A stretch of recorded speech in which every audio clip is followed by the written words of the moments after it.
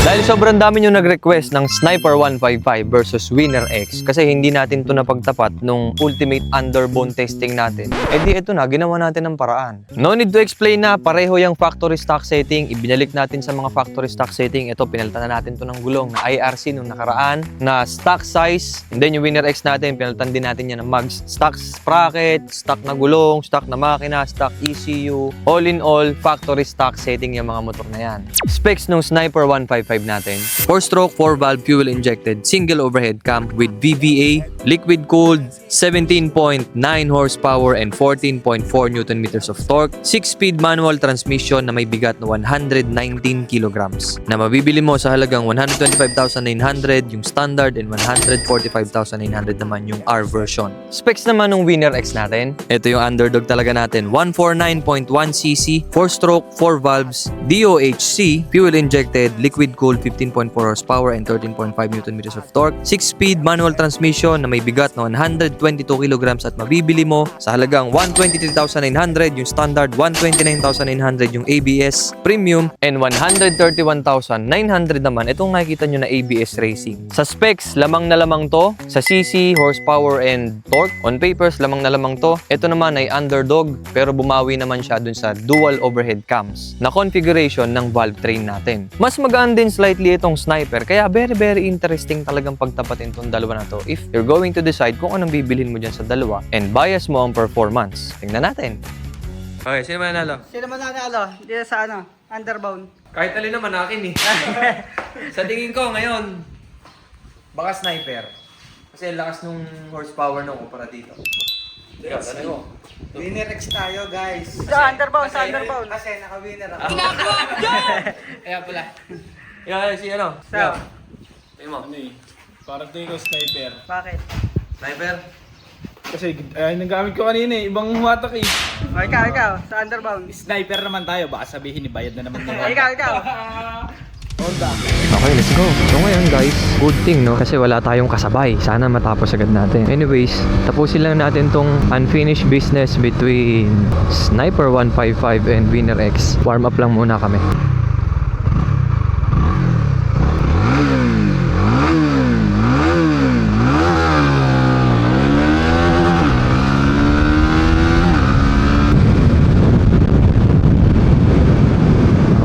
Okay, warm up lap. Pwede na yun. Alright guys, bago tayo magpatuloy, masaya ako kasi meron tayong sponsor for today's video. Ang sponsor natin for today's video guys ay si Mokoto Elite Series Philippines. Okay guys, pakita ko sa inyo yung shock nila na pinakabago. Wow! Man! Pogi pang ano to? Pang click pare oh. Click 330mm. Napakaganda naman ito men. Mokoto. Tapos may pamalit ka pa na spring. Kung gusto mo puti o itim. Galing. Tapos guys, ang maganda sa kanya, meron siyang preload adjustment and then meron din siyang compression adjustment and meron din siyang rebound. Men, fully adjustable pare. So ito yung isa guys, bagong brand lang sila actually pero tinan mo naman yung quality ng pagkakagawa pare. Sobrang ganda. And soon ikakabit natin to sa Honda Click para makita natin yung test fit tsaka yung performance. Sa Click Nino, hindi ko lang alam. Tingnan natin. Ayun, sinasabi ko pare, ang ganda. Quality, men. Ganda, no? Tapos, ito pa malupit dyan. Pakita ko sa inyo, men. Kasi ito yung gusto natin pasikatin ngayon, eh. Pakinggan mo, pare. Wow! Floating disc, pare. Diba, oh? By Mokoto yan, guys. Floating disc. Tapos tinan mo yung pattern niya. Yung pattern ng mga butas. Kakaiba yan, men. Talagang pinagtuunan ng pansin yan. 260mm, 5 holes. By Mokoto. So, antayin nyo guys kasi kakabit natin ito soon. Balik na tayo sa video. Pabalan talaga ng limit ng Winner X, no? Sniper muna yun sa akin. Sniper muna. Ito dito, sa kabila to. Ayan, papasok pa sa eskwela, oh. Ano yan? Hindi, dito nga si J2. Ako dyan sa Sniper. Okay, sa akin muna yung Sniper kasi hindi ko pa natatry itong Sniper. Nakanina susi nito. Okay guys, kung mapapansin nyo, si J2 kaya yan may bag kasi weights niya yon para parehas kami ng timbang. As usual. Nasa iyo pang oras to? Ilampas mo hanggang doon sa guhit na pangalawa ha. Teka lang, bibitawan ko lang to. Hindi ko pa ito nabibitawan eh.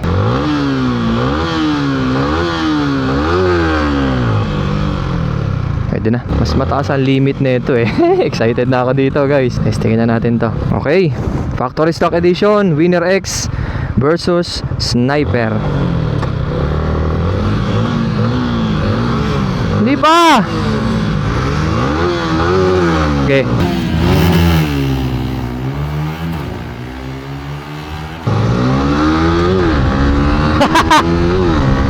Perfect ship, boy!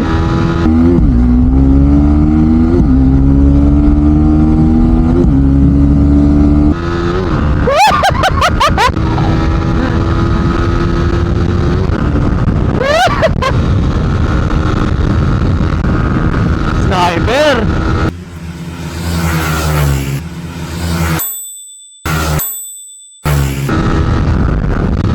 Matuling, sniper. Ano, boy? Naglimit ka, naglimit. Okay, isa pa. Matulin to sniper na to. Yan din yung sinasabi ko sa inyo, guys, na pag mag-shifting kayo, hindi po pwede yung aabutin mo yung limit kasi may mga nagko-comment dyan na wala pa sa hindi pa sagad. Guys, pag ginawa nyo yun, yung papaabutin nyo ng limit bago kayo kumambyo, hindi yun. Hindi nyo makukuha yung maximum acceleration kapag ganun. Mamaya, papalit din kami. Ano ba yan, boy? Si Yamaha sponsor natin ngayon.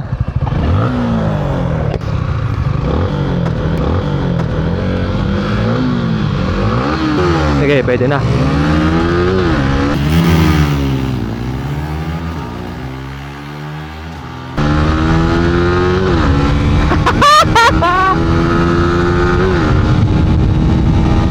Sniper talaga.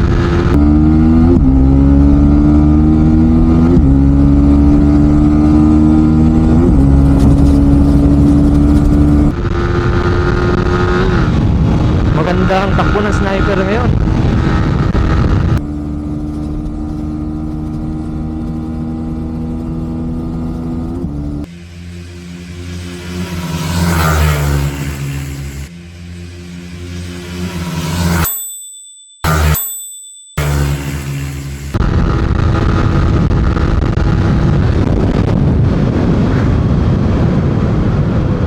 Sniper. Nauna ba si Jayto ng konti? Sniper, no?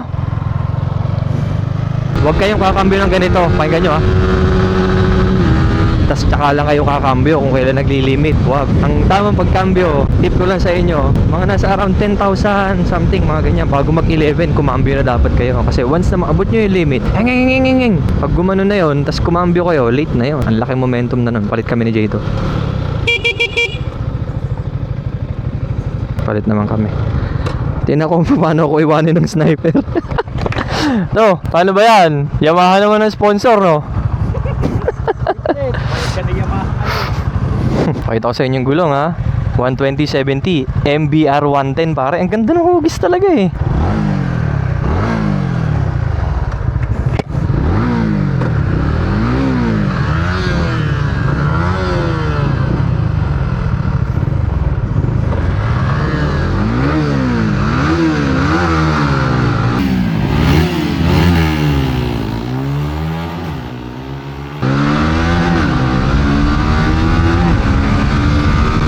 Wala talaga.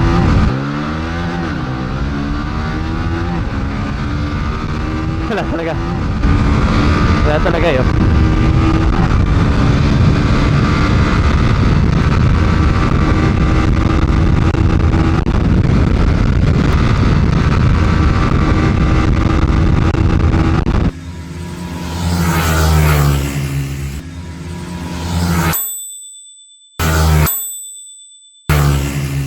Sniper talaga, men. Pero pansin ko lang, masyadong maaga ang mga kambyuhan ng Winner X kumpara sa Sniper. Yung Sniper, mahaba pa kambyo, eh. Itong Winner X, nakapag 6 gear na kagad ako, dun pa lang. Ayun, oh. Tapos alam nyo yung major flaw ng Winner X? Hindi naman major, ha. Kung performance bias kayo, gusto nyo yung maximum performance, medyo kukulangin kayo sa limit nito kasi ang baba pa. Yung potential nito, kailangan mo ba talagang i-unlock? Wait lang. Garahan yung clutch ako.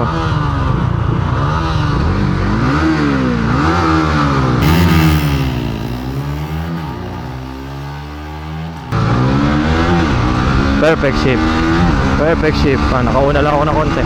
Pero dinuduluhan talaga ng sniper. Ito na pinakamagandang performance ko so far.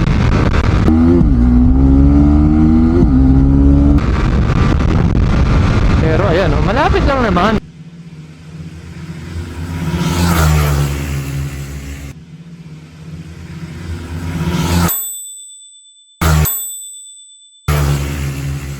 sniper talaga, men. Ginulat ako na itong sniper na to. Ayun oh, aga ng limit oh. Paramdam ko meron pang ibubugay yung makina eh. Pero men, stock to stock, sniper pala. Akala ko din winner eh. Kasi last time nung nag-testing kami dito between sniper and winner X, hindi naman talaga sila nagtapat. Though yung oras nung winner X, mas maganda kaysa dun sa sniper. Pero that's the hiwaga ng mga motor eh. Minsan may motor na mas malakas slightly, minsan may motor na mas mahina slightly. Pero this time, magandang performance na pinapakita nun. Same as ito, naka-condition parehas. Ganda. Alright guys, natapos na natin yung unfinished business between winner X and Sniper 155. And surprisingly, panalo si Sniper 155 pare. Ang na-expect ko talaga winner X eh. Kasi base dun sa ginawa natin dati. Sa oras, winner X yung nanalo. Well, ganun talaga. Iba-iba ang bawat motor. Pero hindi naman naglalalayo yan. Katulad ng resulta na nakuha natin. Nakuha nating best time ni winner X ay 17.903 seconds na may top speed na 109.120. Yung Sniper naman ay 17.603 na may top speed na 112.250. 0.3 seconds lang ang lamang nitong Sniper dun sa winner X. And sa speed naman ay 3 km per hour lang ang kaibahan niya sa top speed. Ngayon, it may vary depende sa rider's weight, oras ng bitaw, sinong nauna sa inyong bumitaw, paano kayo kumambyo. So magbabago yan ng pakonti-konti. Pero hindi na maglalalayo yan dyan. Especially kung ang data nyo ay katulad namin, ako mga 68 kilos ako. So pwede nyo itry yan, orasan nyo yung Sniper nyo o yung winner X nyo, tingnan nyo kung parehas. And given the facts na ito ay mas lamang naman talaga kaysa dun sa winner and mababa pa yung limit ng winner, eh talagang mananalo talaga sa tingin ko itong si Sniper 155. 12,000 RPM limit versus 10,500 RPM limit. 155cc na makina versus 149cc na makina. Though, lamang naman yun sa double overhead cams. Eh, ito, single overhead cams, 4 valves. May VVA naman to. So, it's up to you to decide kung anong kukunin nyo, Sniper 155 o Winner X. Napakarami pang factors na dapat yung i-consider. Ito yung pagbabasihan nyo ng performance na kayang ilabas ng dalawang motor. And, shut up! Kung ang gusto nyong pag-usapan eh sa banking, mas matuling yan sa banking. Bakit? Araw-araw ba kayo bumibanking? Sana all baliw! Araw-araw nyo bang ginagamit yan sa banking? Di ba hindi naman? Stop and go. Yun ang madalas nyong ginagamit sa karsada. Maliban na lang kung talagang kamote kayo na gusto nyong bumanking everyday. At kung nakikipagpabilisan kayo lagi sa banking, everyday. Tsaka nyo ipag-argue yung mas mabilis yan sa kurbada. Pero para sa akin, mas gamitin mo yung straight power niyan. Yung acceleration, lalong-lalo na sa mga 400 meters kasi kadalasan yan lang naman talaga mga stretches na meron tayo sa karsada ng Pilipinas. So yun lang guys, sana natuwa kayo sa video natin. Feel free to like and subscribe kasi malaking tulong yan sa amin para makapag-execute pa tayo ng mga ganitong klase ng mga videos natin. Marami pa tayong susunod guys. Kita-kits susunod na video.